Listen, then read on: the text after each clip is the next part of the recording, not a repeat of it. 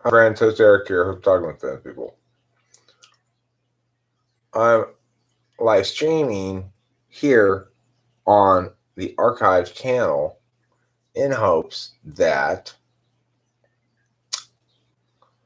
I will see if it buffers here. It was buffering to death over there on the regular Talking with Fans People channel.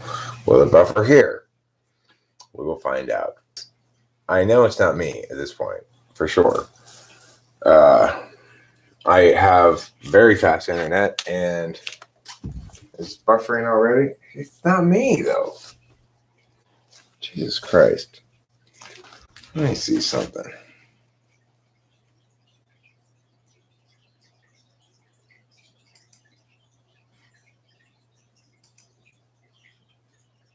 I don't know if that's going to help or hurt or anything.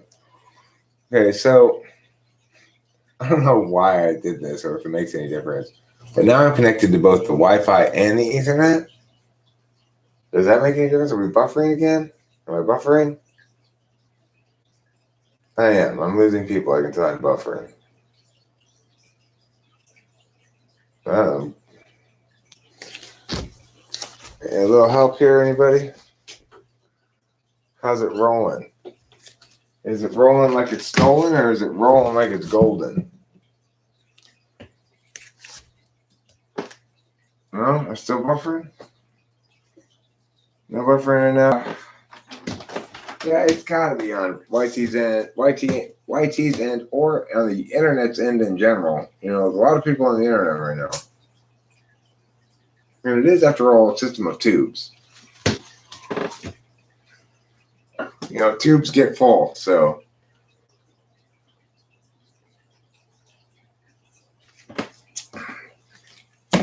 Fucking internet. Fucking YouTube. I wonder if I stream the other way, if it's better. Like if I stream with OBS, the streaming software. The most creamy of all the streaming softwares. If you need to clean your pipes every now and again, it wouldn't hurt.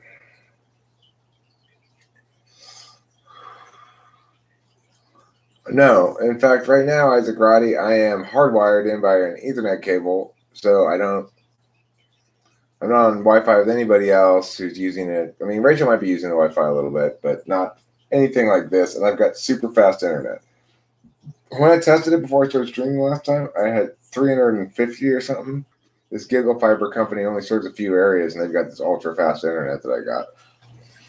So it's not me. Especially now that I'm connected by Ethernet, I know it's not me.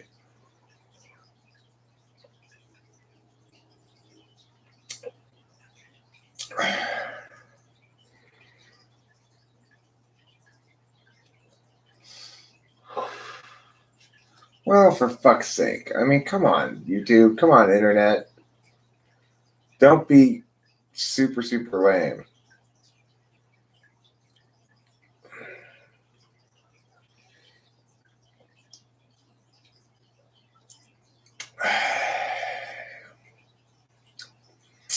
So, you know, I was in the middle of a fairly interesting live stream before, and it started buffering so much that I had to quit. And I came here to see if we could get it rolling properly. I got connected to the Ethernet, so hopefully it'll roll properly. Yeah, off and on. I mean, things are really spotty on YouTube. It's hard to make any concrete meaning out of it, you know? So it is a little better on this channel. Maybe it would have cleared up on the other channel. It's hard to say, you know? I can't tell if they're still suppressing me, how much they're suppressing me. They seem to kind of go back and forth.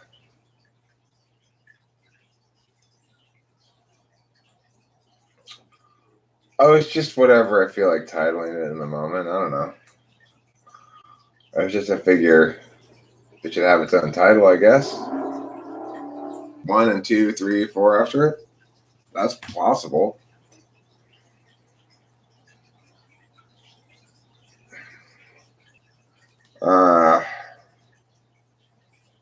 But what are you gonna do?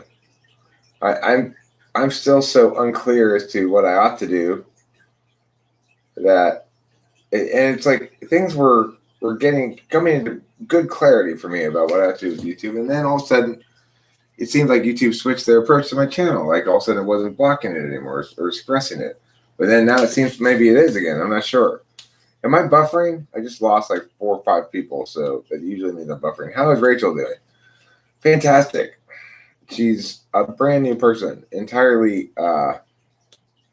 She's healthier than I've ever seen her before, and I only realize that now that I've seen her as this. She's finally getting sleep that she's missed for probably years, and so.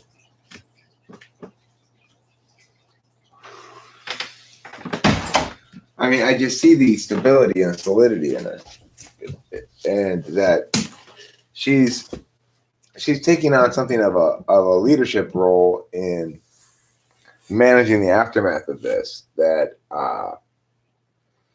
she's doing beautifully. It's heartwarming and validating to know that. Doing great. Well, they give her 2 milligram pills. You're supposed to take half a pill a day now. She's been on half a pill for a couple of days. I think she lost a pill is what happened here, because we had 5. I know she didn't take 5 pills in the last 5 days. She took 4. But we seem to have lost a pill. So she probably drops it down the sink or something. She's a little bit clumsy like that.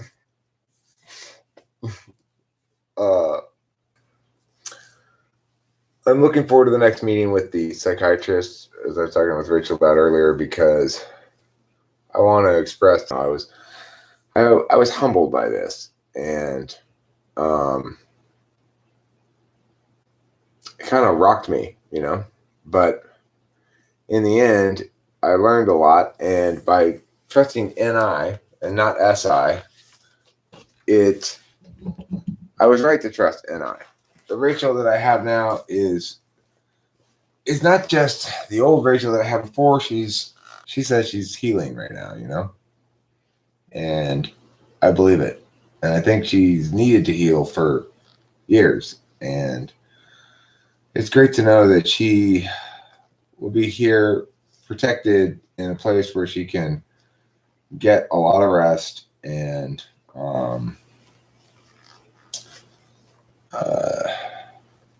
just sort of experience the joy that she's capable of experiencing now at this life that we have together,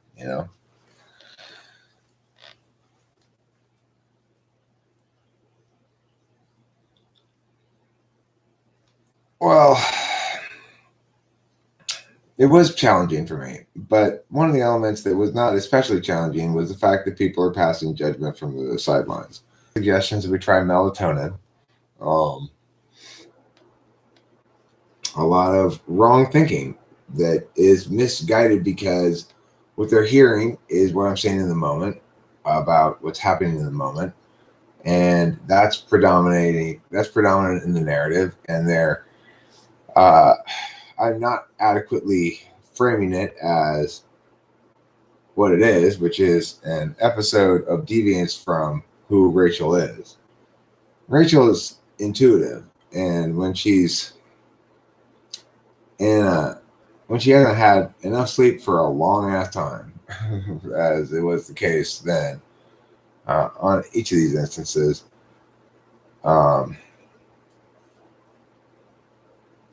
she ceases to be intuitive. She starts being like an SI person,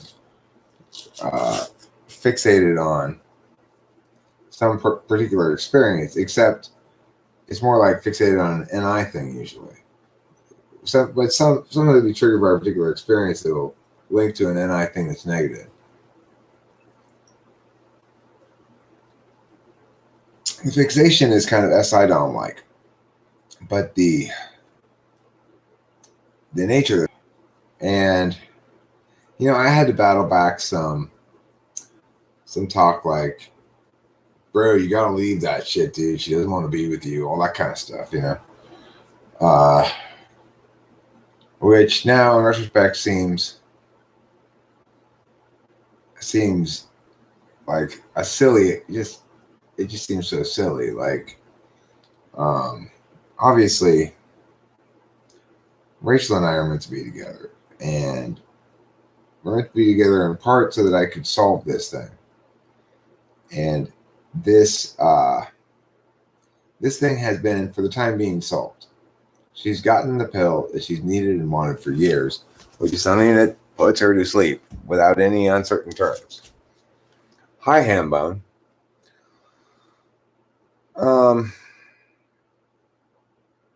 It's really quite a magical story. The whole thing is quite a magical story. It's unbelievable. I love the way that Rachel hit a ultra grand slam bottom of the ninth, 2 out, you know? Shit was really going south for her in New York. And then, you know, she found me. Could understand her and support her the way that I do. Because of YouTube, ultimately. Because of all the things I've learned on YouTube. And how much it's changed my frame for the better. I was not always as influenced by my moisture as I am now. Has Hambone broken any hearts or played cards? Good question. Good question. I wonder too, Hambone, have you broken any hearts, played any cards? Regardless, the thing is, though, I very much feel as though, you know, that everything happened as it was supposed to, more or less. I'm struck by how the weather correlated perfectly with this episode for Rachel. We had this huge week-long storm that day in, day out just poured rain. And it coincided exactly with her breakdown. And this afternoon, we were driving back from picking up her new prescription. It was just the most beautiful evening I've ever seen in like the history of Los Angeles. It's gorgeous. And, you know, it's definitely coincides with a new equilibrium for us. We've gone through a period of state change, and periods of state change are always periods of high volatility. And certainly ours was as well. But now we've entered into a new equilibrium. And because it's a new equilibrium attained by entirely new medicines and such, I'm confident that it's going to be sustainable for quite a long time before we got to alter this shit again, you know? So I'm really grateful to the doctor, Dr. Ingram. He's great. I respect him a lot.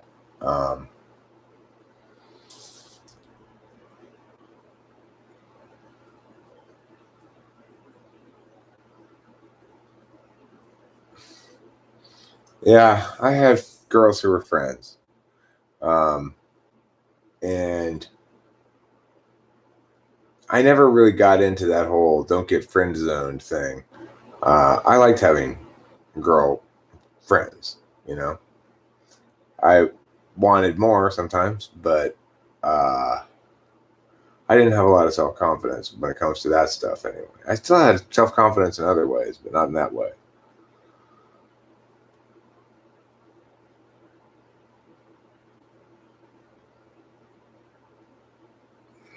So I'm struck by I see slabbery all around me, and I'm struck by the fact that the slabs don't really give me challenges I can't handle. In other words, I'm not given tests I can't pass. Certainly, this was a test I could pass, and it just took a little endurance, you know.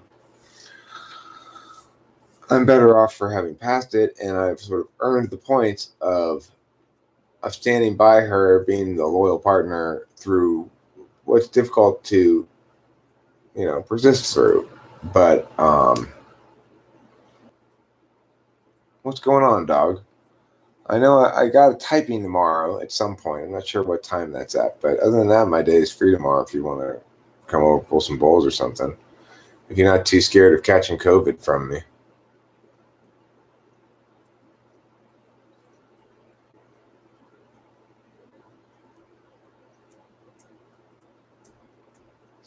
Cameron here is my IRL friend that I see who lives nearby me, and we hang out and pull balls and stuff.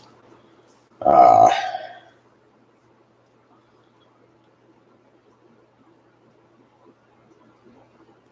don't know. I'll find out when I talk to the person. I gotta check the calendar. I think probably says what time it's at. Isaiah sent me a text though. I can check my text, but I've been not really checking my text because maybe yes, bike ride. Or you're hunkered down. You don't want to catch the COVID. Okay, cool. I get you. It's funny. I'm very much opposed to this whole shenanigans we're going through here. I think it's silly. I think it's inappropriate. It's unwarranted, etc. Right? But even so, when I was at the Habit today, there was a guy in there who was on his phone and not being very FE aware and standing pretty close to the soda thing.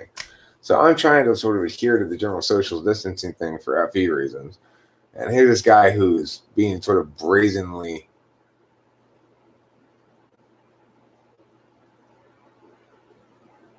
PP was on Nextdoor? No, I didn't see it. I just saw that I got it. I got some sort of something from you on my notifications.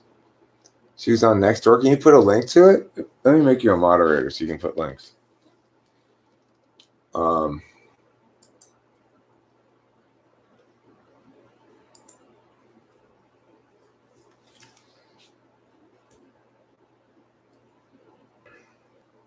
No, she's right here. When was this on there? Are you sure it was her?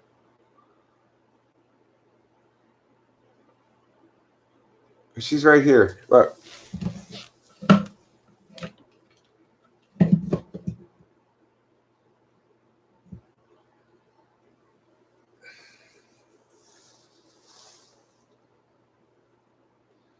See, kitty freshness pants is right there.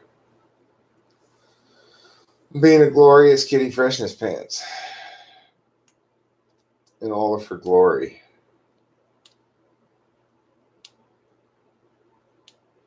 But she got hurt, Cameron.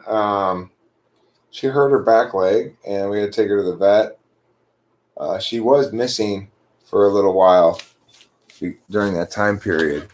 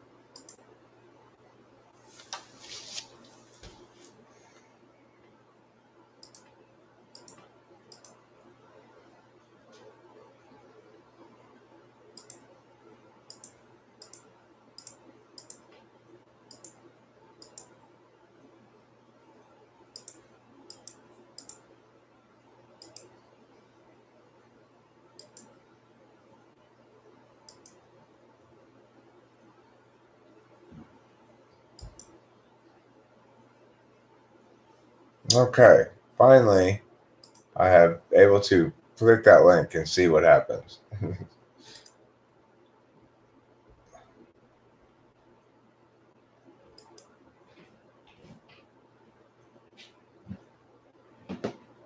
That's not pee-pee. Looks like her, but that's not her.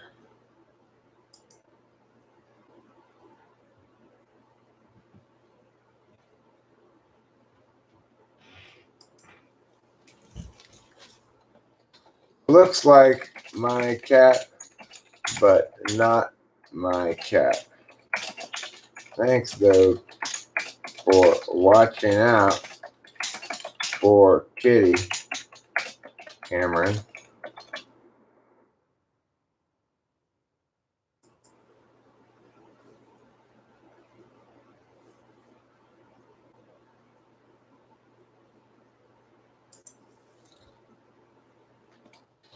Looks like mine.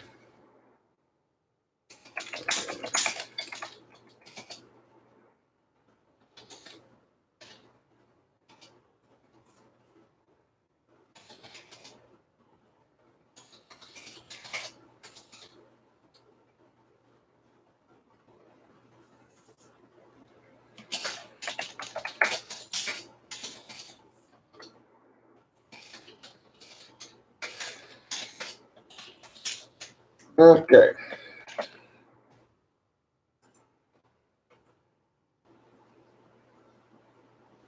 All right, there we go. Now I have looked at that thing. That took quite a bit of time and energy. Hi, Alexandra Cruz. How are you?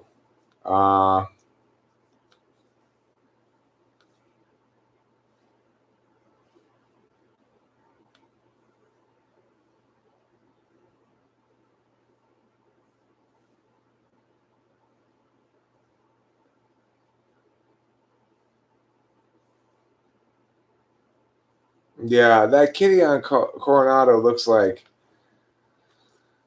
it's a little bigger, a little fatter in the face than PP, but very similar looking for sure. Are we buffering again? Boy, have I been enjoying Naruto so much. I've been enjoying the hell out of it. It's just like a special treat. Big lots on Baldwin, huh? My dad came home with a 6-pack of TP the other day. Isn't it crazy to think that there's like shortages and shit? It's ridiculous. This whole ridiculous virus thing is ridiculous.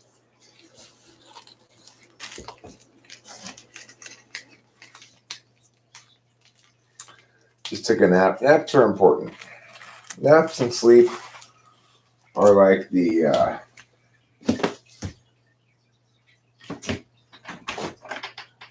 bread and meat of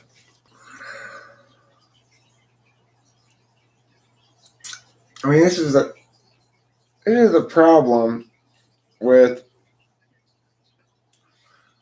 cool. This is the problem with this whole thing is the logic behind it fundamentally fails. So we've got the circumstance now where everybody's obligated to err on the side of doing nothing rather than a risk. Does catch the thing. Well, what if he goes out and he catches the thing and he brings it home and everybody catches a cold and everyone's fine? Well, that's normal. That's what normal life is. So we're suddenly requiring life to be this incredibly abnormal, unsustainable thing where human beings are no longer okay with catching illnesses from each other.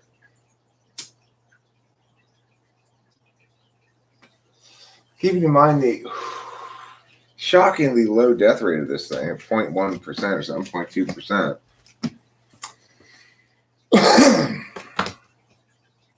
It's ridiculous. But at least the narratives are starting to get out there a bit. I'm seeing it in the media. There's a little bit more honesty, and a little bit less self-righteous indignation on the part of the quarantiners.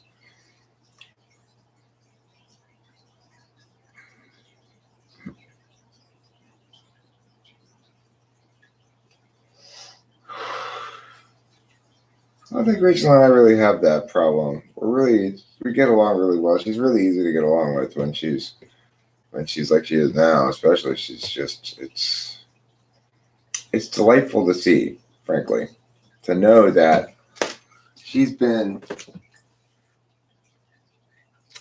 sort of forced into non-optimality for a long time by certain kinds of actions by others and also certain failures to act by others in certain ways, and just the general refusal to listen to her.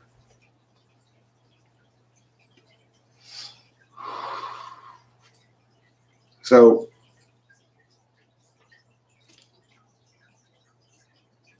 it's gratifying to know that I could make that happen. It wasn't that challenging. Granted,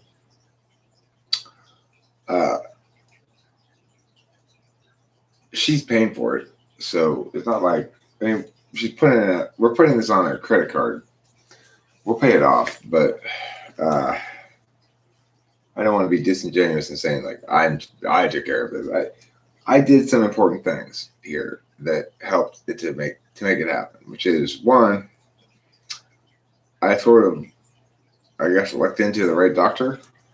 Sort of lucked into it. I mean, I looked at a bunch of different listings before I picked this guy. And I picked it based on what his text was. I liked the text of his thing. It was very medical and not psychologist-ish, you know.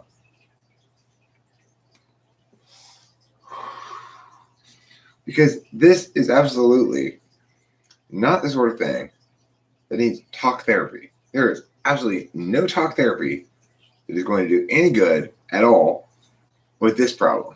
It's not a talk therapy style problem. It requires medication. So I wanted to make sure I didn't get any sort of therapist types. People won't judge the populace, they'll judge the government response. I mean, I think if we want to judge somebody other than the populace, we judge the message makers. I'd say these are the wrong frames that are being disseminated. This is why we're being led down this path of of awful, poor decision making. It's because the wrong people are winning the narrative, and these are the wrong narratives, and these are the correct narratives. And let's start changing narratives.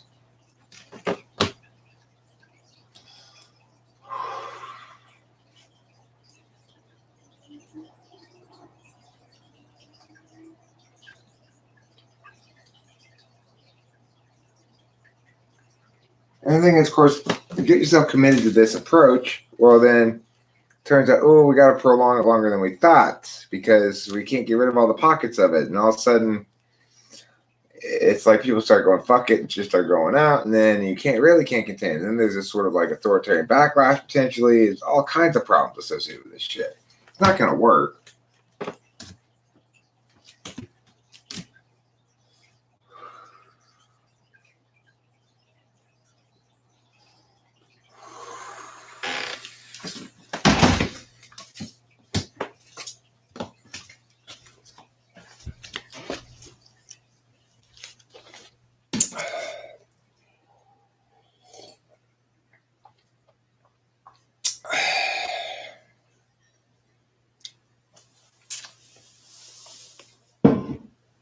Right. I mean, once that happens, then you're going to have a battle, right? It's like they're going to either give up because it's pointless now because a lot of people are ignoring it, or they're going to persist in trying to force it through.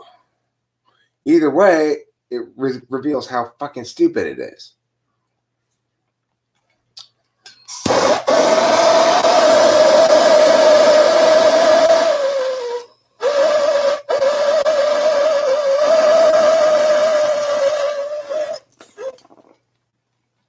You know, I talk about the low death rates and low impact on the healthcare system, and everyone points to this one county in New York. But what about the rest of the country? California's, it's like nothing. There's nothing happening at all here.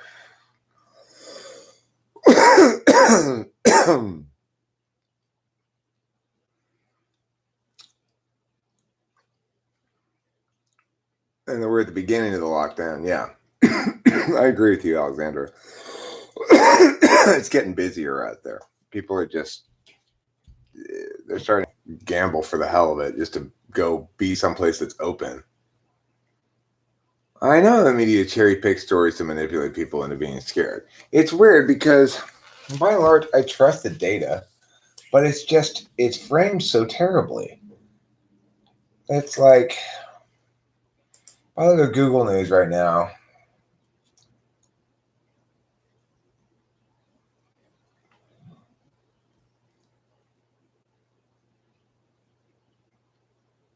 Trump over reopening economy. Biggest decision he's ever had to make.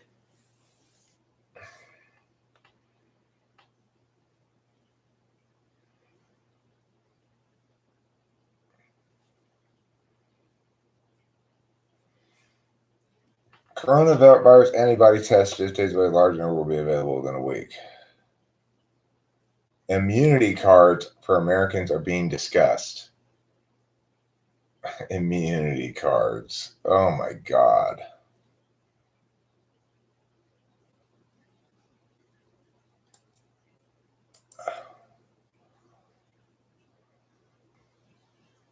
Safety advice if you must visit the grocery store.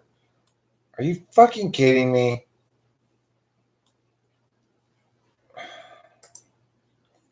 Gotta be kidding me.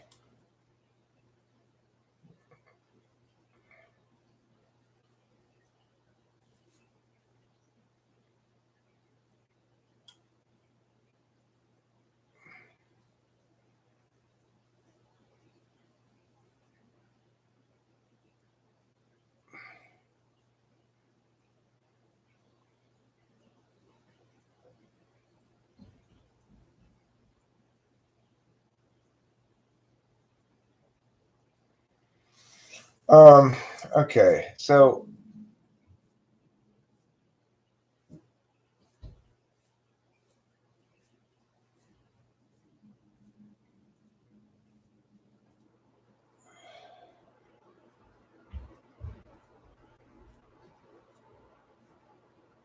um so if you look at this stuff here,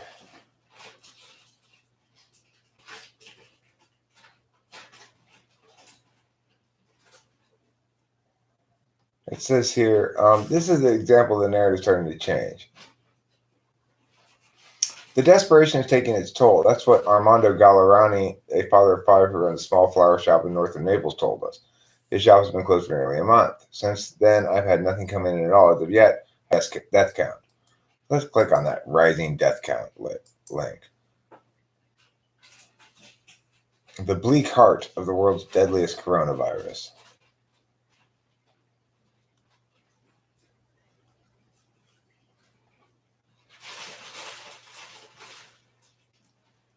Almost 12,000 deaths in Italy. More than China and Spain combined, many more times than the United States.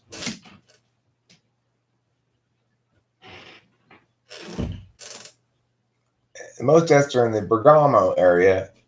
2,000 people have died there.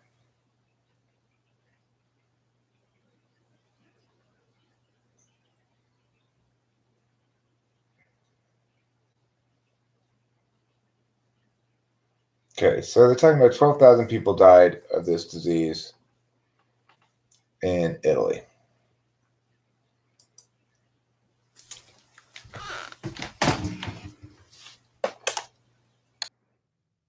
$60 million. Okay. How many Italians die in an average year?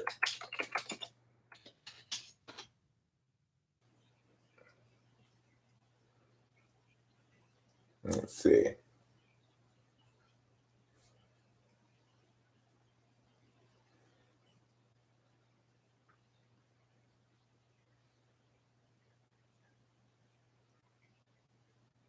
$10.5 per thousand. So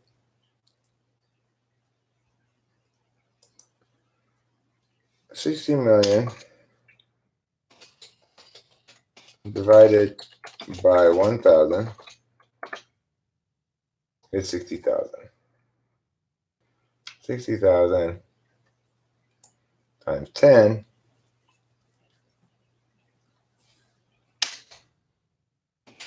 600,000. Okay, so you're looking at oh no, it's 10 per 60. Let's see. So that's 60,000. 10 per 1,000 is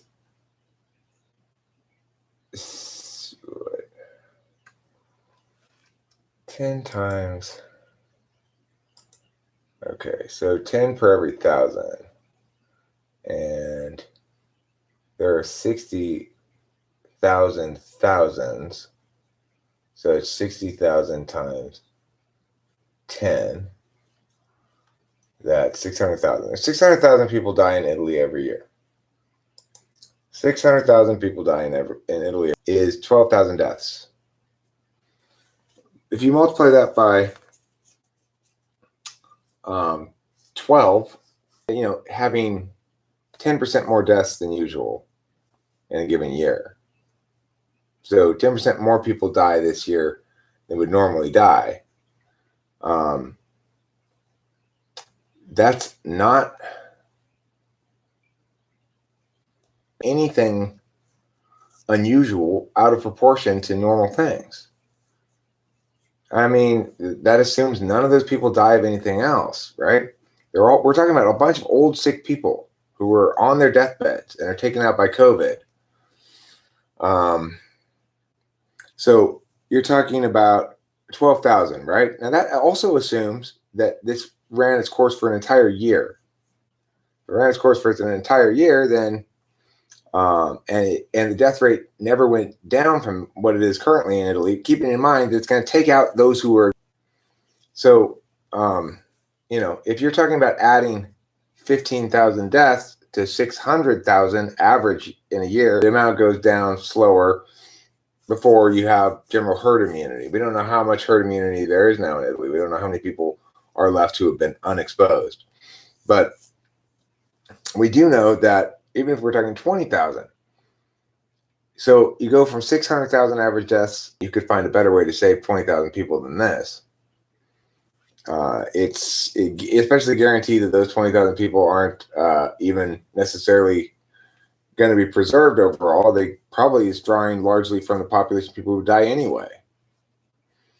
So that's the reality. I mean, and every year there's some sort of flu or something that claims the lives of an equivalent amount of people. So there's no reason to think this is special in any way. In this moment, yeah, I'd be interested to see that as well. What I'd rather be interested to see is the total amount of deaths that occurred during this 3 months versus the equivalent 3 months last year, because this is cold and flu season. So we have to acknowledge that every year a certain amount of cold and flu occurs.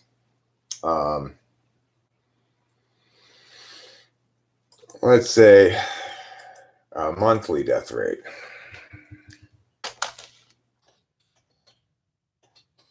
Italy death statistics by month. Okay, so in 2019, January had the most deaths with almost 70,000, followed by February and March. January, February, March, April, May. These months that we're in right now, those are the worst months for death rate.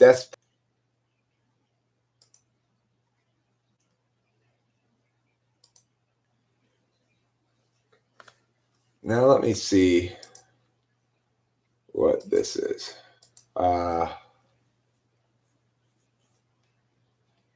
2020 Italian death total.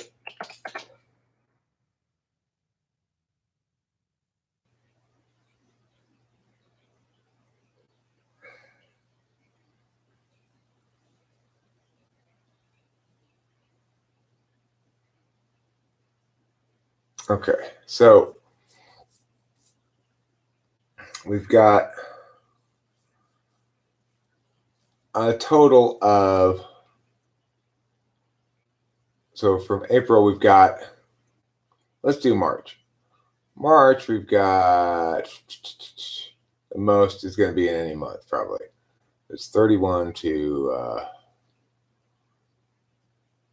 so okay, 11,000, call it, in March. Now,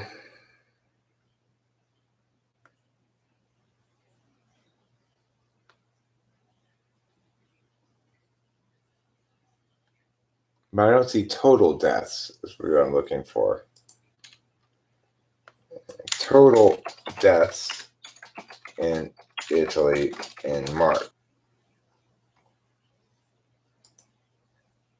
Well, the fact that it's so difficult to find is interesting, you know.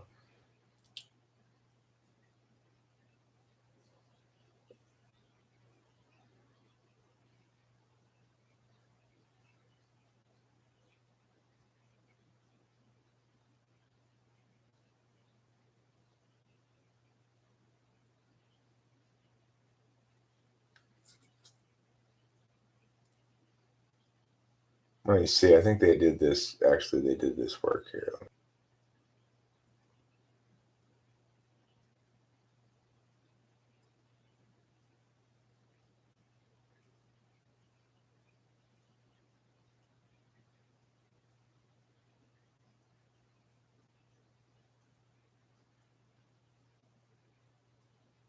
Okay, so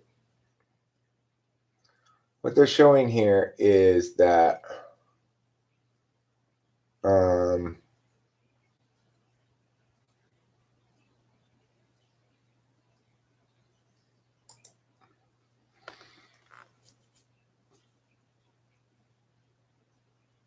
Italy.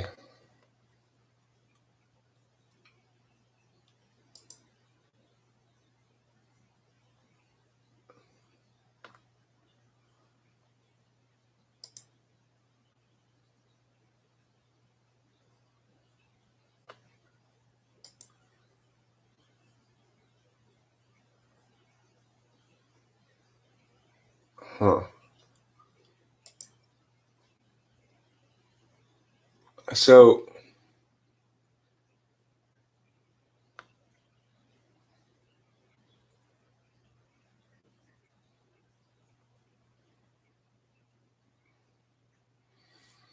this is an interesting thing. I could use maybe somebody else's help in interpreting this, actually. It seems to say that there are about February 23rd to March 21st, half of which are explained by COVID deaths in Italy. So in other words, there's fewer excess deaths than there are deaths attributed to, oh wait, no, that's for that period. I want from, yeah, well, and then you have excess deaths in each of these kingdoms that are not explained as COVID deaths, excess to the norm, right? The key thing is the only country in which this excess to the norm is significant is Italy in terms of raw numbers, because then you're looking at, it says 9,000 excess deaths. Note that the normal for the month is 68,000. So, no, I'm sorry, is basically 67,000. Okay, which makes it equivalent to January. Okay, so that doesn't seem to justify anything we're talking about here. You know, it's like we're not talking about a huge increase of deaths. The fact that we lose more people from February to March, so much so that it makes it equivalent to January, is not that big of a deal when you're talking about 60 million people. I mean, I want to see other spikes of deaths. What kind of other spikes of deaths have we had?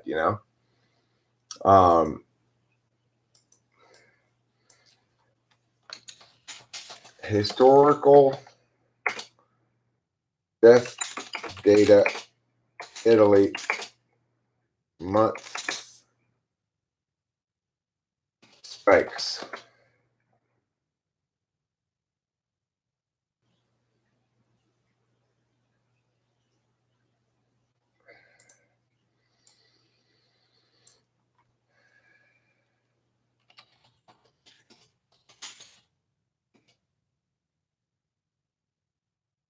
Okay, so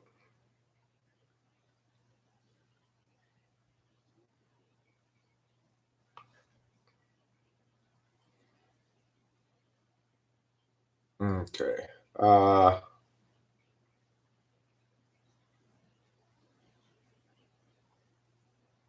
So I want it by month though.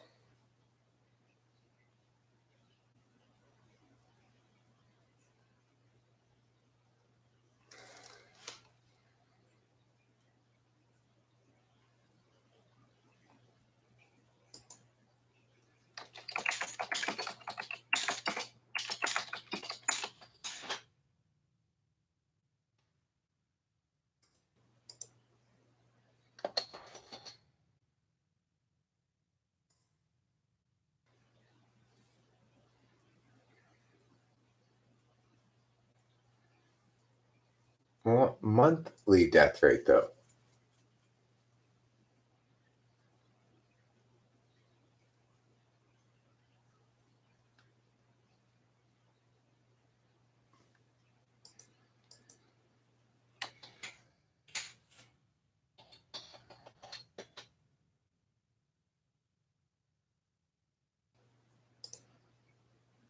Hmm.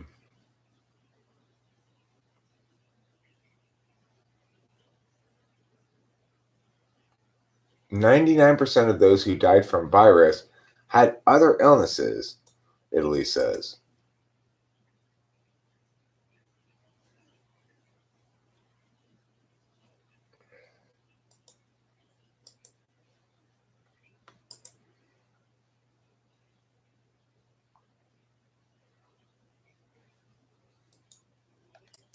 Let's see here.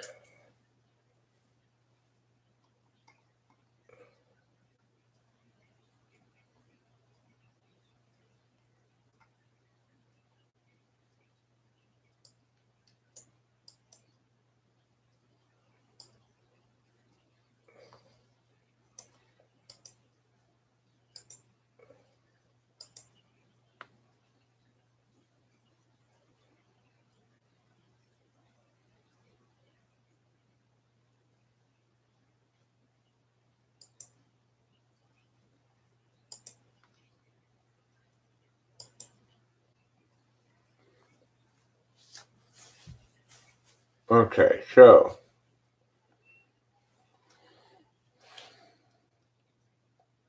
what I'm looking at here is another outlier month. February and March of 2015. Both of those months had 61,000 deaths. All right. That's 2015, February and March 2015. That's equivalent to the deaths that this year has compared against the average year. But as we see, as recently as 2015, there was an outlier month of those months before. So why was that an outlier in 2015? Why did so many Italians die in February and March of 2015? More than usual. More like equivalent to January.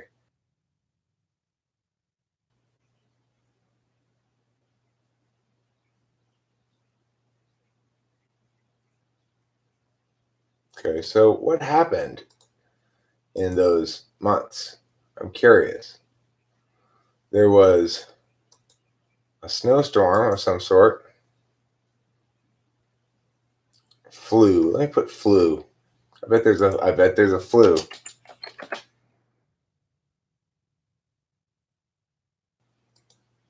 Oh my goodness. Would you look at this?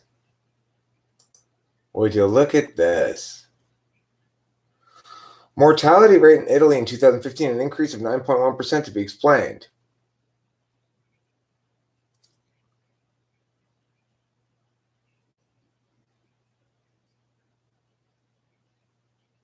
Let's see here.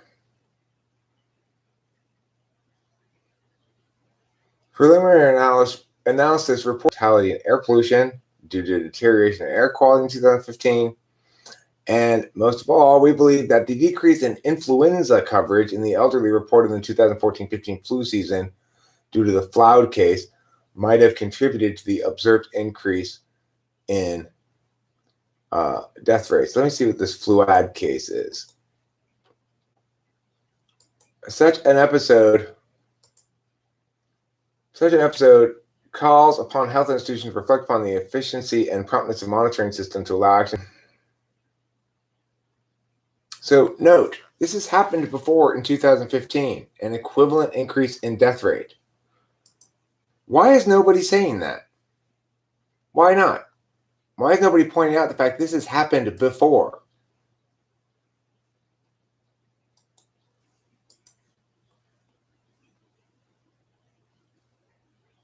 So a failure to vaccinate based on some deaths that happened in response to a vaccination in Italy in 2015, vaccinating for the flu, caused an equivalent increase in death rates. And yet, note what we didn't do. What didn't we do? They didn't shut down the world back then, right? That's 2015. This is within the normal splay of data that's happening. That's how non-outrageous this increase in death rates is that's being portrayed as Armageddon, right? Same thing happened in 2015. Same months. It was the flu. So, can we have a little bit of sense here, please? You know? When we see that the Armageddon that's being talked about is actually totally within the range of normal data display, just a bit of a heavy month,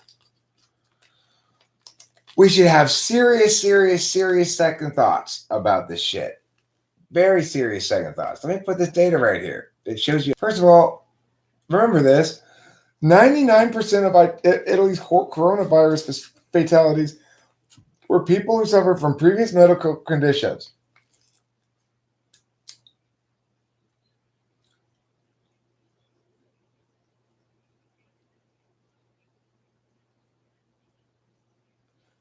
"25% of those who died had one other illness. 25% had two other illnesses. And 48.5% of the people who died had three or more other illnesses. 2.5 years old.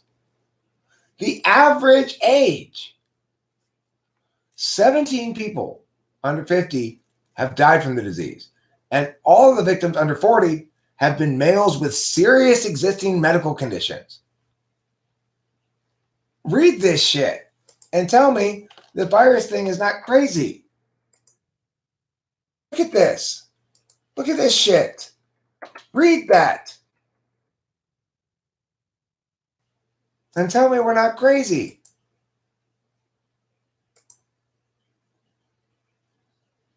Here's the UN stats for 2015. You can see the stats yourself. The 2015 March and February numbers are about 10,000 higher than the average for those. And that was no virus back then, okay? Equivalent to what the virus months are now, okay? So this data here will show you 2015. We have equivalent months in the same months, February, March. Why? Flu season.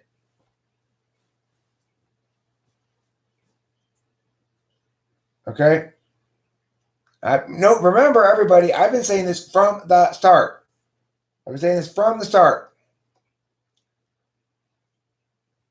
Now, this one. Here is the article about 2015 and why the death rate was up for those months The same as it was this year. Flu. That's the main reason. They list a few reasons. At least they're considering the fact that it might be something other than the one thing they're paying attention to. All of this is bullshit. It's fucking insane.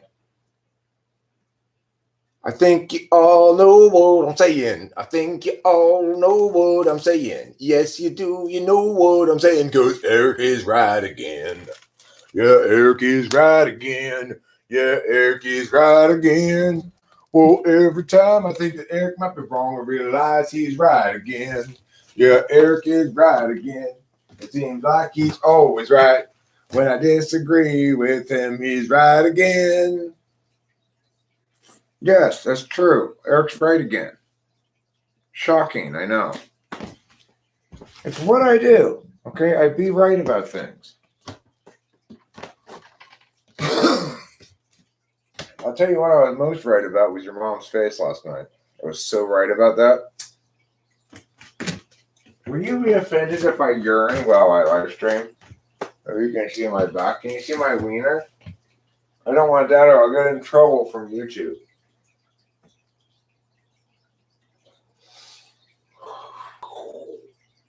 Hallelujah. Sweet, delightful urine, stream from my penis. Stream into the sink.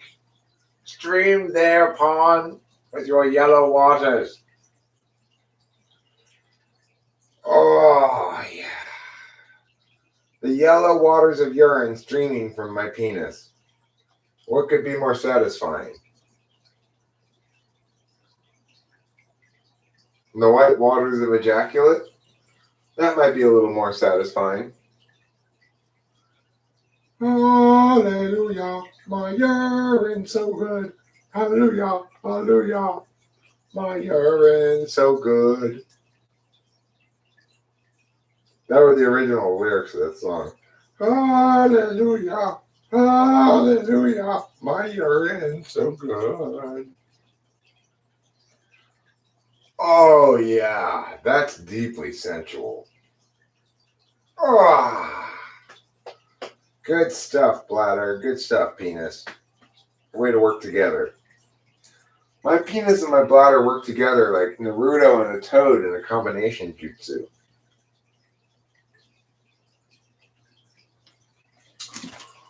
Yeah, sick people die. Exactly.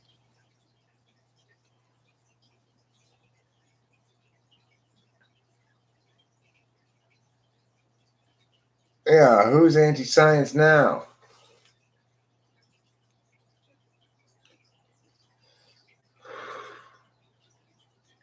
I mean, I don't know. That data I linked to only did 2016, 15, 14, and 13. So I wasn't able to look further back than that without finding new data. I found that's the thing. I only had to look 4 years back or something, 5 years back, however many years back that is, before I could find a spike. I didn't have to look any further back than that. That's how recently ones occurred.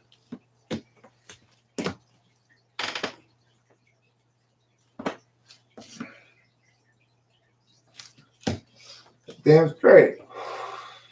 I've been fighting this fight from the get-go. I've been saying this is bullshit from the get-go. I've been unwavering about it. Why? Because I've been right the whole time, and I've remained right.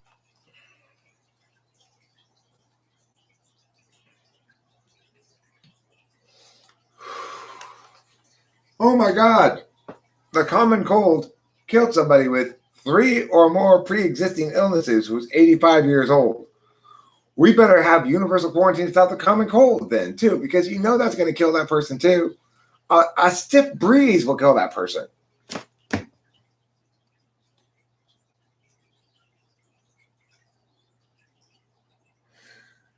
I stopped it because he was being disingenuous. If I can't get somebody to agree on basic facts, like this is the first time we've ever done this, which he was not being willing to agree on, or who was trying to do what he tried to do in that debate, which was say both that the Spanish flu is an example of when we failed to quarantine and incurred a lot of deaths, and the Spanish flu is also an example of when we did quarantine and shut the world down. Well, then he's just not being honest. I don't have time to waste with people like that, you know? that's just like pure scrub novice middle school debater shit. I just am not. I have no time for that. You got to be honest. You're just being this dissembler, you know.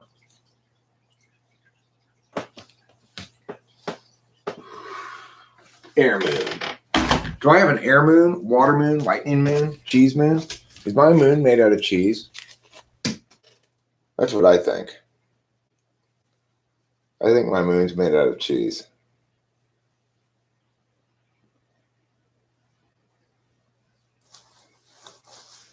Exactly.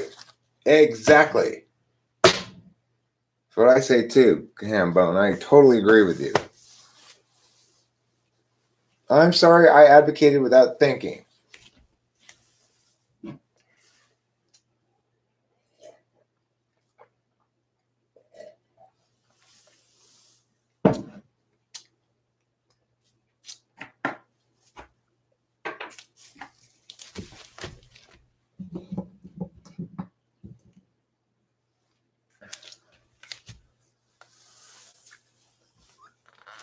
What I'm saying is I am happy to debate any honest person who's willing to acknowledge when a fact that doesn't work in their favor is a fact.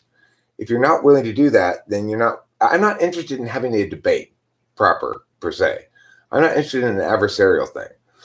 I'm interested in explaining my position and having an honest person that I'm dealing with who can recognize when their own position doesn't withstand scrutiny like mine does, who can play fair. That person's not playing fair at all. They're just lying. You know, I'm not going to put up with that. It's not just a middle school debate foul. What I'm saying is it's something that people do when they are not debating. That's not debating at all. That's not talking at all. That's just being stubborn and FI about shit. I'm not playing that game. That's a stupid waste of my time.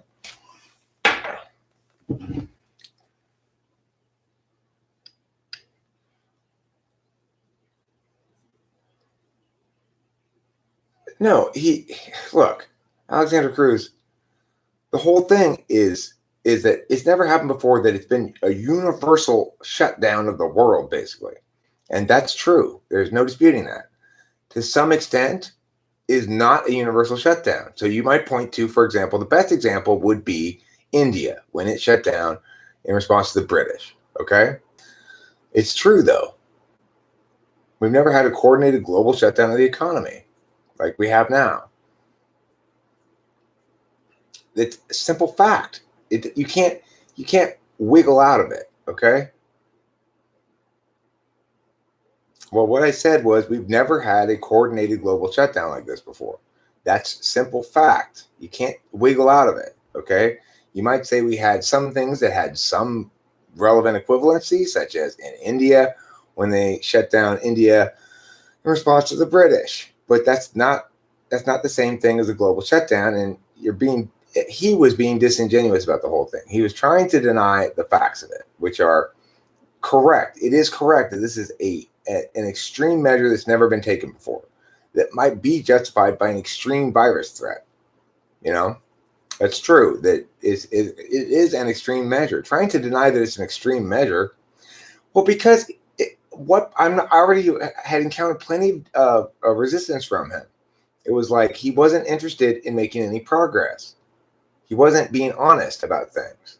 So when I was pointing out that there's no reason he can guarantee that that this is going to work in the end, he didn't engage the point. He just sort of denied it and said, yes, it can, and provided no way to do it and insisted he was right anyway. It's like, okay, respond on point. It's the least anybody can ask for. I will shut down any conversation where the person is just trolling. And if you're not being responsive to me at all, if you're denying basic facts, if you're being disingenuous and dishonest, I'm not going to waste my time talking to you. That doesn't mean you have to agree with me. It does mean that you have to agree with basic facts, right? So we can have our own interpretation.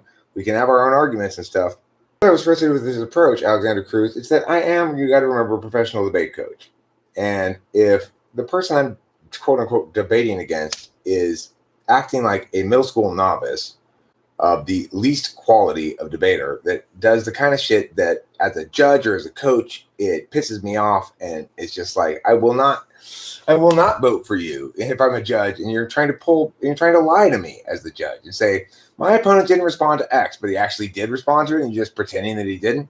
That shit doesn't fly with me. I have a deeply embedded resistance to certain kinds of bullshit and tolerating it because it's poison to deliberation and to discourse in general. I'm not going to tolerate a discursive poison. The girl, I have less of a problem with. She was a kid. She was trying her best, whatever. But Anchor Jason Blood is like a nuclear physicist or something. He can be honest. That's bullshit. I'm not tolerating that from him. There's no way that can be tolerated. Mm-mm. The girl, I mean, she's a kid. I cut her some slack, obviously. I always cut kids some slack. But Anchor Jason Blood, that was unacceptable. He needed to man up and acknowledge when something doesn't exactly fit into his paradigm, or else he's just being a stubborn FI user.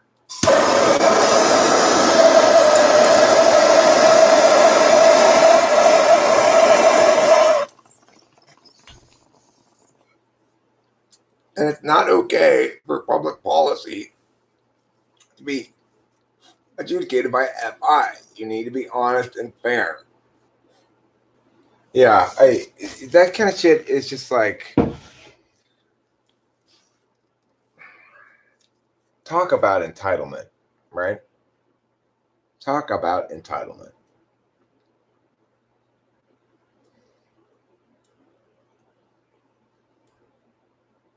It's the entitlement of people who are confident that they're not going to lose their jobs or anything, that they're going to be fine. Well, then it's all very important that we all protect the elderly and stuff, right? No acknowledgement of what they're taking from people by making this advocacy.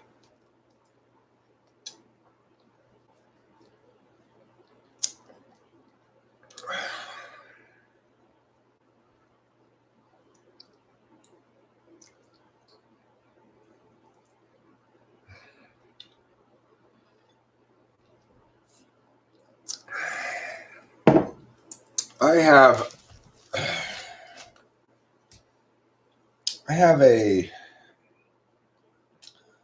I guess you'd say a mixed bag of emotions right now in general. I'm feeling kind of a little low energy. She's probably asleep. I don't know. Rachel, are you listening to this stream? It's odd. I feel so relaxed about Rachel now that I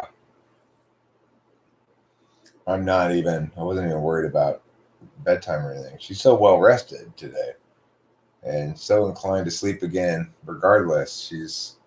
It's like she's let go of, yes, the drugs obviously cause her to sleep, but the ability to know that she can sleep by taking a pill is caused her to release, I think, a lot of pent up self-imposed stressors, like she sort of seems to have accepted that she can relax here, that it's all good, and she's home. So that's very gratifying. It's like right now I don't really feel tired, but I probably am. I was yawning my ass off earlier. I hate going into places after I've been yawning or when I've been yawning a lot, because then my nose is running and everyone's like, COVID. So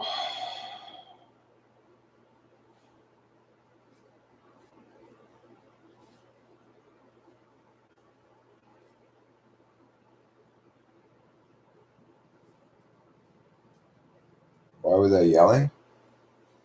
When did I yell? Oh, at Anchor Jason Blood? I don't know. I was probably in a pissy mood or something. I'd been live streaming a long time before we started that thing. I wasn't in the mood for it, but I had to step up and do it anyway. And when I realized that I wasn't dealing with people who were capable of a real conversation, it was annoying. If you want to see a real conversation about a real topic, then you should watch one of my Right Ruminations debates. No, I didn't say I was yelling today. I said I was feeling sort of mixed emotions today. I'm not exactly sleepy right now at the moment, but I'm not either. Am I energized? Like the Adderall's making me normal, but not really giving me any additional pizzazz or oomph or whatever. I'm not feeling particularly motivated to work on anything or do anything. This whole storm, as I'll probably call it, the March storm, was, or I guess it's April now, the April storm, it took a lot out of me because it hit me in my polar a lot. And so I'm gassed, that was ontologically stressful. It's remarkably gratifying to see what it's like here on the other side and see it coming back together and it being worth it, and my instincts on the matter being proved right, and just seeing her heal, as she says, she's healing right now, and I get that. She said she's healing from a lot of shit. I feel fortunate because she may be in need of some healing, but that doesn't mean she has baggage. She really doesn't. She's got this problem that caused the storm, but I can anticipate a long period of stability now, I think, before that anything like that happens again. In fact, I think I can look forward to the very most healthy expressions of Rachel that I'm probably going to see in the coming months and hopefully years. But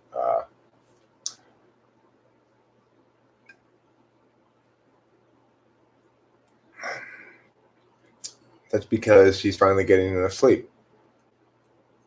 And it's great to be able to get into bed and not wake her up, and get out of bed and not wake her up.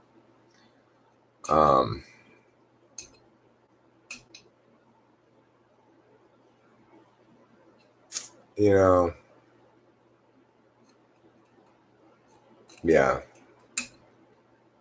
I guess before I'm not going to really feel myself fully again until the next bottle of Adderall at the end of the month here, because I need to go to LabCorp too. Because I'm running low on Adderall, and it's not really working, like I said, so I'm taking a little bit more, and so we're going to run out pretty quick. I don't really care. I'm happy enough to go on a sleepy week. Tomorrow, I know I got a typing, so I'll probably, I got to figure out what time that is tomorrow. And then, bada bing, bada boom, as they say in Italian. I'm happy to hear that. It's been very much something that's going to bring us closer together, and it started to already. But I love the fact. I love what Rachel didn't do. She still never really attacked me. The whole time she was attacking the relationship. She was attacking, the viability and stuff. But she never attacked me personally. She never hit below the belt, as Mrs. Mom said earlier. And even though it was unsettling, to sort of dramatically understate it, in the aftermath of it, and you look around, you realize that was a lot of sound and fury signifying nothing. Right. She didn't attack me. In fact, the attacks on the relationship were almost flattering. Because she had to stretch so hard to come up with things that were going to fail. You'll be oblivious to it, and I'll feel jealous. I'm just like, and that's why you're breaking up with me? What?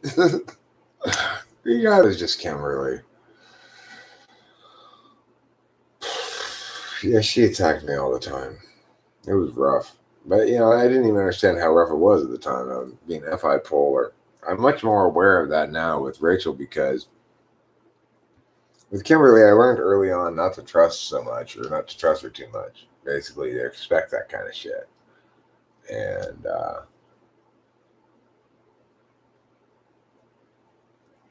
thanks, Hambone. Stalling with arguments. I didn't even know that's what I was doing exactly. I knew I wanted her to wait as best I could to not make any dumb decisions like breaking up with me. But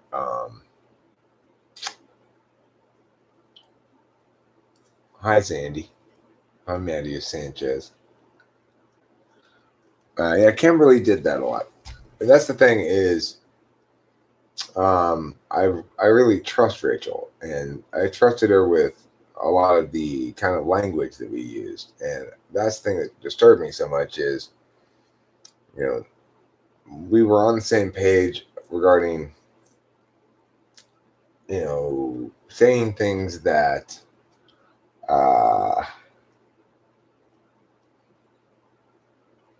you're here. Hi, baby. Good to see you.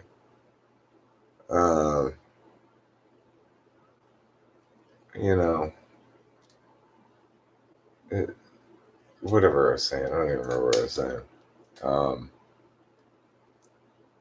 Out of a box, ain't getting here. It's a cat coming out of a box. So I'm coming to bed pretty soon, Rachel. I'm gonna try to get a good night's sleep, get up in the morning, and repeat my normal process, live streaming again, and so forth. It appears at the moment that people are saying live stream on this channel is less buffery than on the main channel. I don't know if that's coincidence, latening of the time, or what.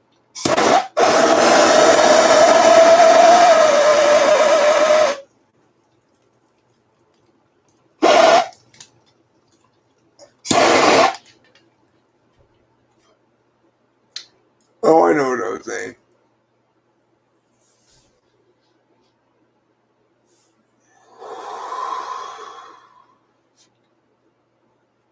I was saying that I'm rather attached to these narratives of not calling into doubt the viability of the relationship, and that has to do with my own SI, which says SI and sort of decision making prior to entering this relationship, where I was very clear on one thing, that I wanted to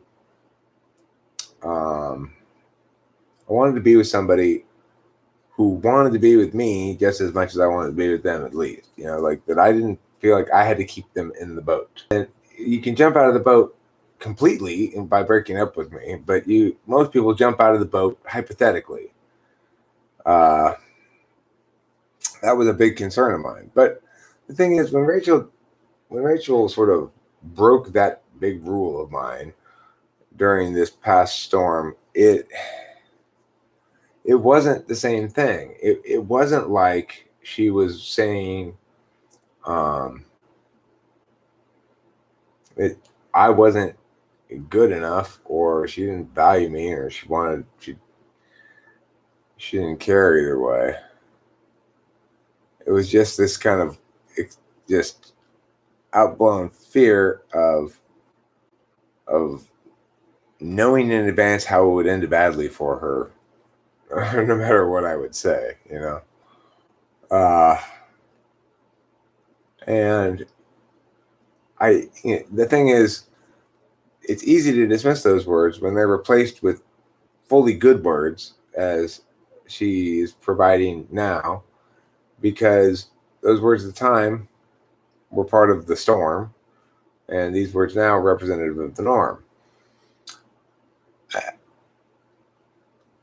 I agree that there are some people who haven't always spoken kindly about Rachel or in ways that I would like. It's to be expected because of how I get some pushback. I didn't get pushback about her.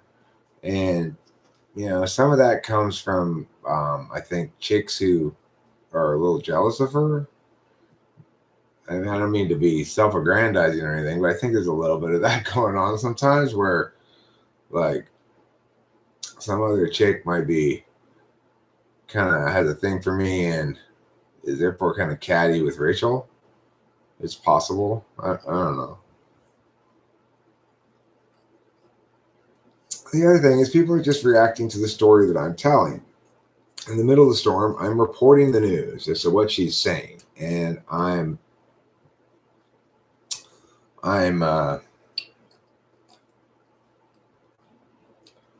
not paying enough attention to reporting on the larger frame.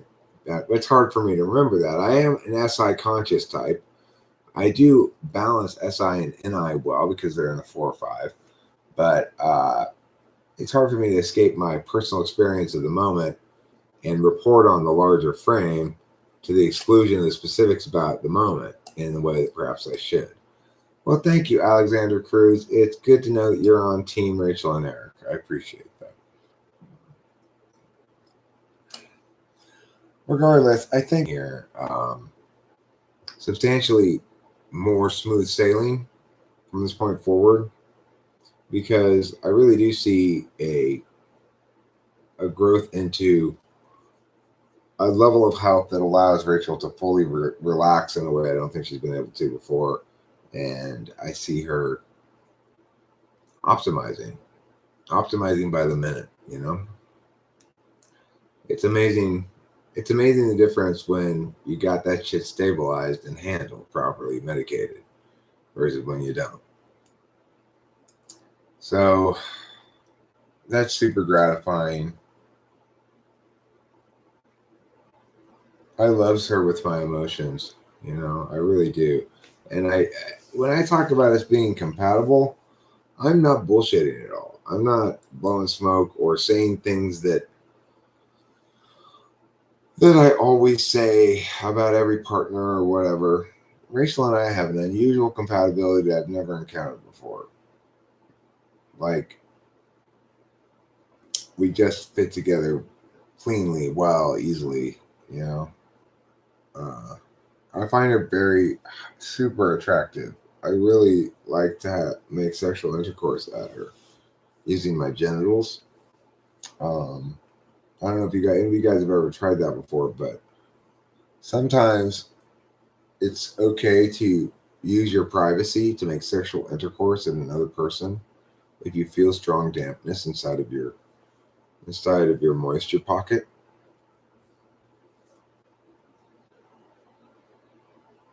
Have any of you guys tried that? I tried that earlier today. It was muy espectacular. Let me tell you, it was just like, oh my God, I need that so badly. It's been like almost a week, and I don't think I've ever been so just so delighted, thrilled, and satisfied by having sexual intercourse with somebody ever before in my life. It was amazing. Well, we do normally. It was during the storm we didn't. We had I like it better than every day because then it's not as Yeah, I agree with you, Hambone. She does have character, and I appreciate you saying that, and I appreciate it when people point out the things that are important, like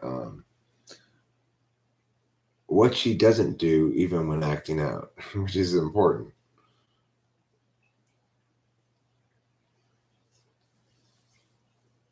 yeah, she has dignity. She is Beta Quadra after all. But she has an unusual amount of vulnerability because of her situation. And that makes her makes it possible for me to be with her. I think INFJs in general expect their partners to be perfect because they think of them, they expect themselves to be perfect. But when you get one who is a little bit more, I guess you'd say, uh, has to accommodate a different reality, a more complicated reality than a lot of the INFJs do, then they become more nuanced in their sort of perception management shit. And then concurrently to have these stretches of time where the display is the least, the worst you'd like it, exactly what you wouldn't like it to be. So that's got to be a challenge, you know. She's right here right now, having chips. Why they put Hysteric Baby in the corner? I don't remember being put in the corner per se. And lie down and try to sleep myself.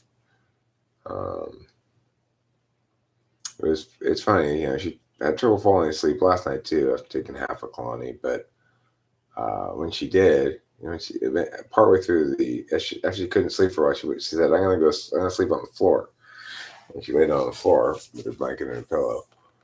And she was still there this morning when I came in, and I got her up and said, "Can you get back in the bed because you'd be more comfortable?" I mean, she did, and she continued to sleep all the way to like 10 in the morning.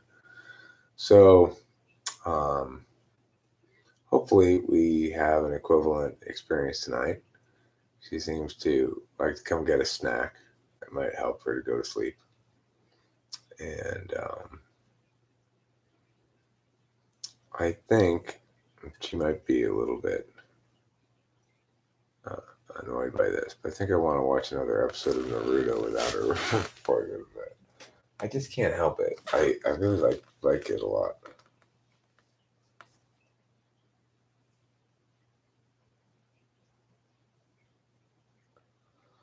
I don't want her to. We shouldn't have to up the dosage. I think half a Klonopin is fine. It's worked well the last couple of nights. It should still work. If it stops working after a period of time, then we can look into maybe doing that. But for now, I'm satisfied with the current regimen. And I'm in the middle of the storyline in Naruto. It's really captivating me. So anyway, I think I'm going to possibly watch an episode of that before I go to bed. And one of the other good reasons to do that is I think Rachel probably will fall asleep a little easier without me in there. She'll feel a little less watched, perhaps. Like there's something about Naruto that makes me so happy. I can't explain it exactly.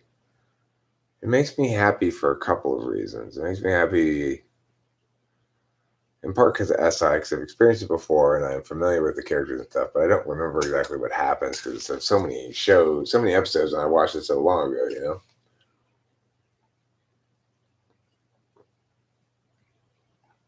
Hi, Rafael Breno.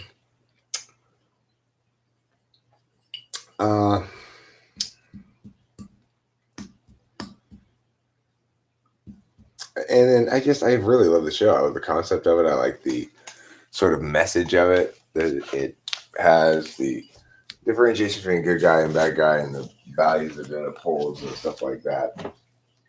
It's a great show. It's a great show. I could go for a snack too.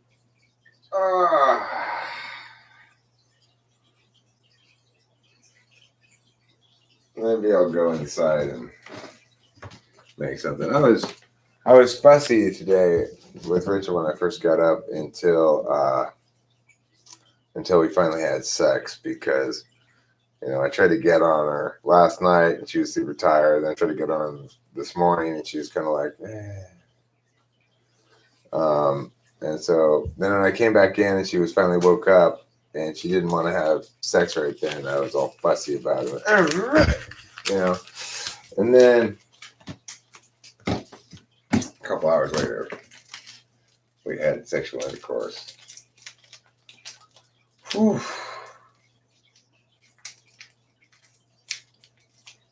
Talk about needing an oil change. You know, I needed an oil change, and I felt like an entirely new person afterwards. It was a remarkable change of attitude.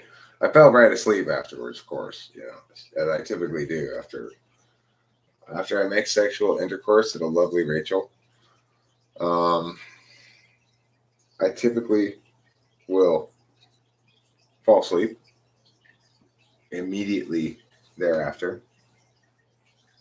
FMA is very good.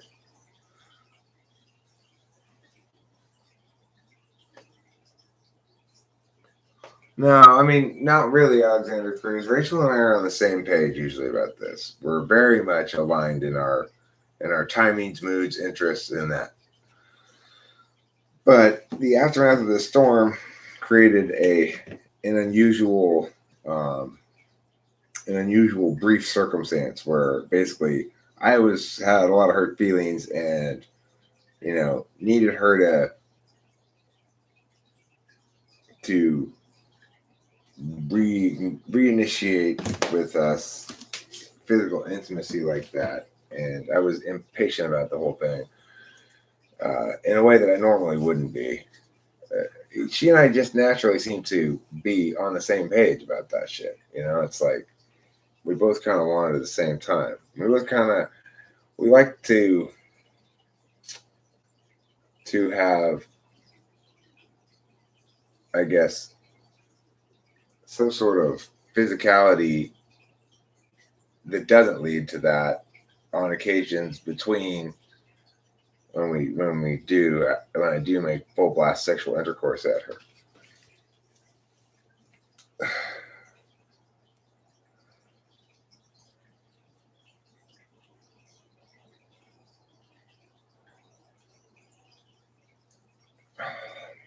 My paper will dock my points out of annoyance.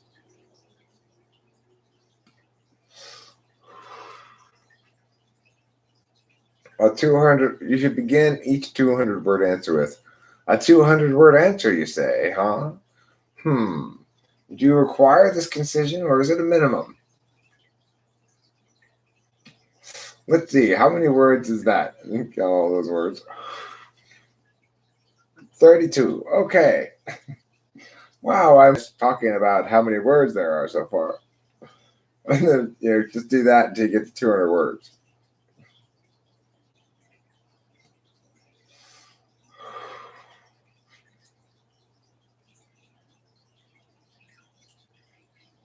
Yeah, so, there's definitely an unusual circumstance today that we'd go that long between sex from Saturday to Friday. There's a lot of buildup, and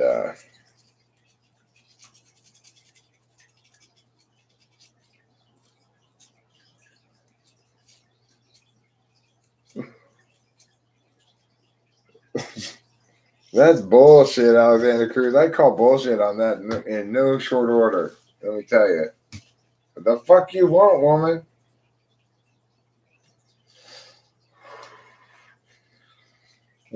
That's rule number one. I don't really have any other expectations than that. But I have that expectation. For Rachel, at least. I expect us to be on the same page by and large that, we both like to have sex. Because I need it every couple of days.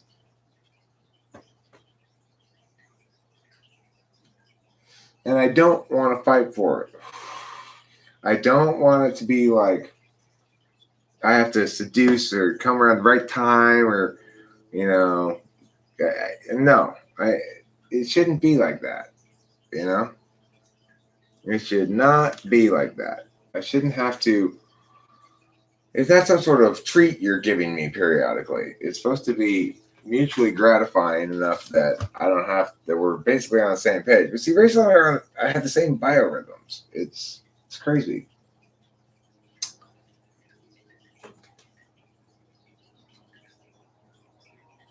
Yeah, all right, fine, Alexander Cruz. Fair enough. You guys are busier than us. Okay. There's no disputing that. You guys are definitely busier than me and Rachel are. Right now, we're discovering what it's like to just live in SI land, basically. This is where I get my innie out, and then the rest of the time we're watching stuff, chilling, eating food. You know, and I can't even blame it all on the quarantine. All right, Alexander Cruz.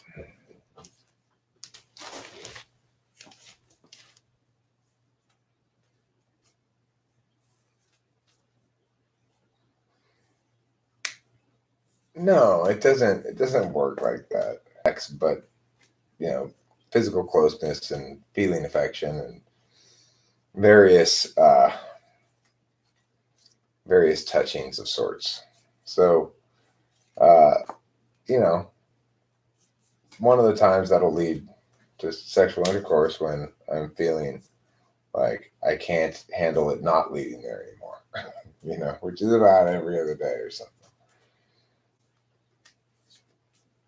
Well, yeah, we have a lot of like love time typically. This card's for you, Alexander Cruz. The Hanged Man.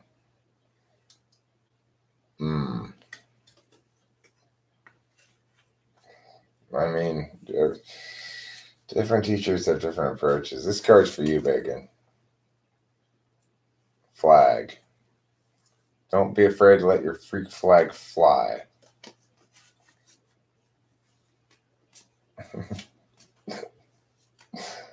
Thank you, Alexandra. Appreciate that. Hambone. Oh! Dropped too many for them to count.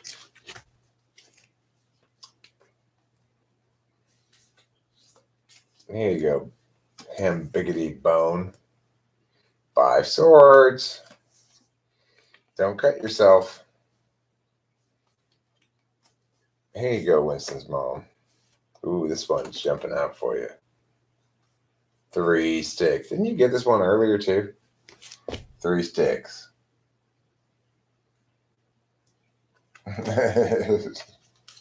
Probably wants you to hang him upside down and beat him with a stick. Hey, let's get a clarifier card for you, Alexandra. Ooh, are you the Queen of Pentacles? You gotta throw that pentacle at him. You stand there while I throw pentacles at you. I'm Alexander Cruz, damn it. Oh, it's funny. Funny stuff.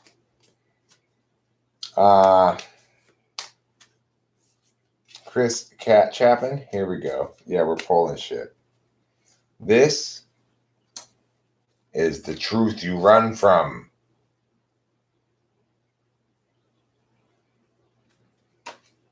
Nine sticks is the truth you run from.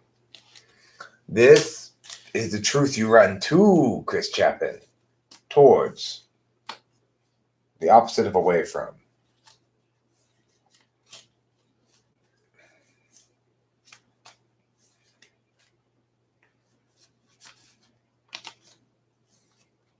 This one. You run towards this chick. The Empress. There's a lot of intuition.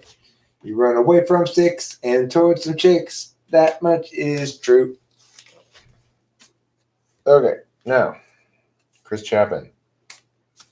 The part of you that is motionless. The part of you that will not run. Either from or to. Your immovable core.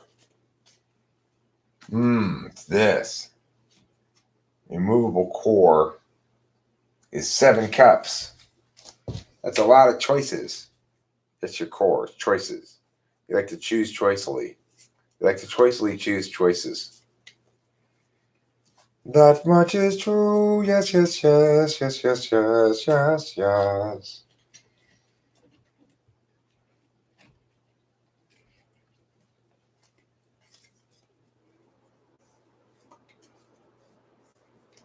Okay. Now we're going to do this.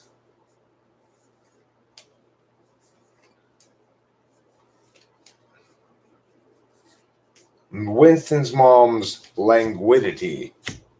Winston's mom's languidity. That about which she is languid. Wah, wah, wah. 3 cups spilled, put 2 cups up. You're a 3 cups spilled, with 2 cup up kind of lady. Boom, boom. This is your languidity. That about which you are languid. This is that about which you are urgent. You are urgent about the King of Wands. And that about which you're you are steady. That about which you are steady. So we had languid, urgent, and steady. Ba, ba, ba, ba, the magician. All right. Angant here. I'm going to pull you a languid, urgent, and steady pull. Okay? Languid, urgent, and steady. Hey, Angant here. Don't be saying universal truths about particular realities. You just gotta be the romantic romance man that you want to romance, you know? Imagine if you yourself were gay. What could you do to make yourself a more attractive man to yourself, your gay self? Then you can answer the question. Hangant here, your languid self. 5 swords. Your urgent self. Ace of Pentacles. Feel that urgency in your loins? Get a loincloth, Hangant here. Cover up those loins for us, please. Your bulging loins are shocking and offending us all. This is your constant or steady self. The Hierophant. The traditional, following the rules, being all TE about shit, or FE. Now, I'm going to pull a card for Angantir's romance. What is Angantir's real, beneath all the insecurity and fear, what is his real romantic core? Let's find out. Ace of Pentacles? That's pretty romantic, Angantir. The tarot speaks positively of your heart and your gentle genitals.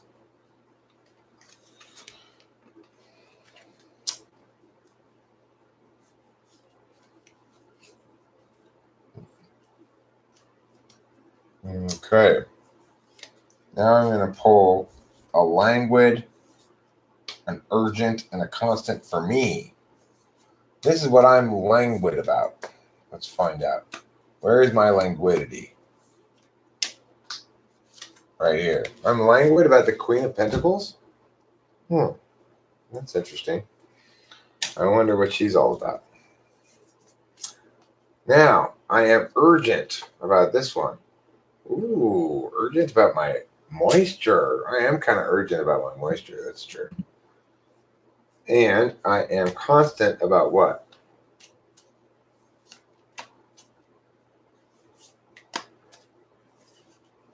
This one. Nope. Yes. I'm constant about family and stuff like that. That's true.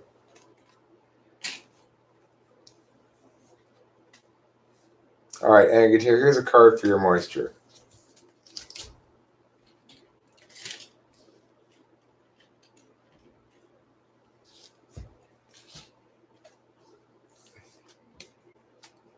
Angantir's inner moisture. The moisture he's afraid. Is it moist enough? Is it moist enough for her? Let's find out. Ooh, King of Swords. Look, bro, you're King of Swords. You're not supposed to be moist. You're supposed to be, badass. You are. You got plenty of swordly badassness. Chicks like that. They want to get all up on that jock. Okay.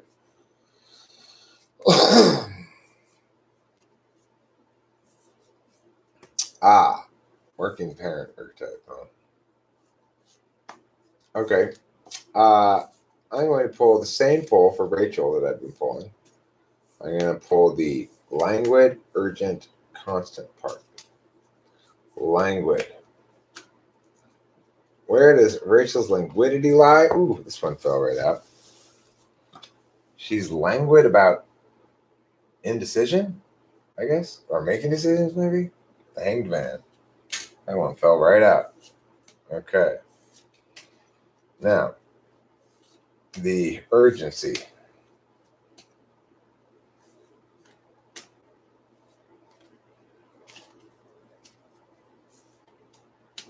This one.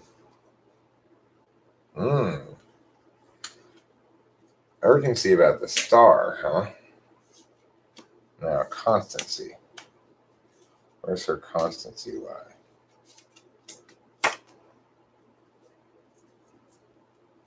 Ten of Pentacles. Forget what that one is. Ten of Pentacles. Let me look on Octavio's handy dandy chart. The handiest, dandiest chart in history.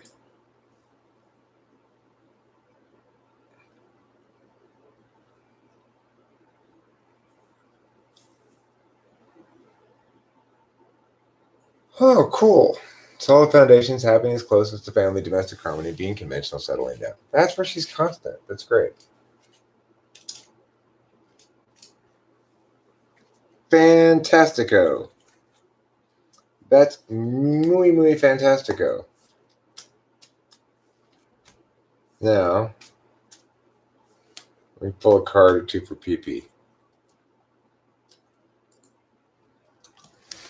Last pull, I think, of the night here. Unless anybody steps up and says, pull me, pull me. It's for my cat PP. And it's going to go like this. Her languid kitty self. Where does her kittiness come out in languid form? Yeah, probably. You know, that's Becky's game. I mean, better there in Becky's room than mine. You know, at least now they've lost taking advantage of the other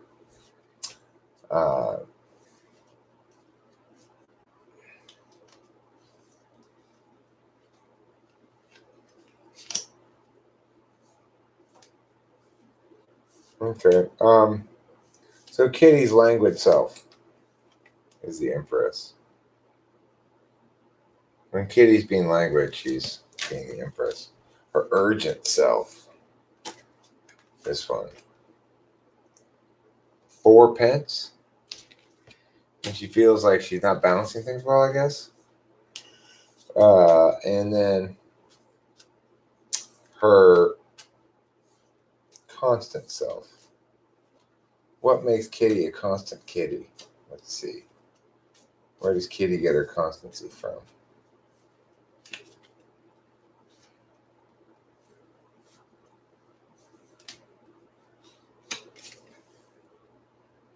Her moisture, her loves.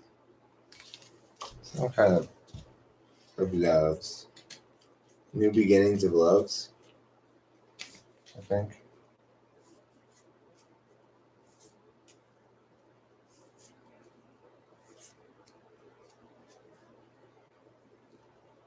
Okay. Good night, sweethearts. It's time to go. Oh, Maddie Sanchez. I forgot to pull you a pull. Let me do you a pull. Maddie Sanchez, your languid self. The star. You're languid when it comes to being a star. Your urgent self.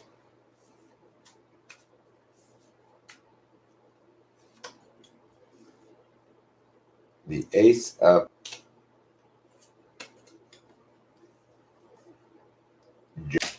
That's a good one to have as your constant self. Constantly judging Mattia Sanchez. Why are you constantly judging so much? God. Okay. Good night, sweethearts.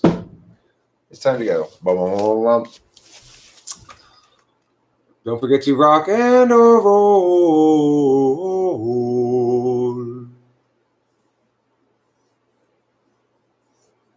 Yeah. Right. Thanks, Winston. I appreciate it.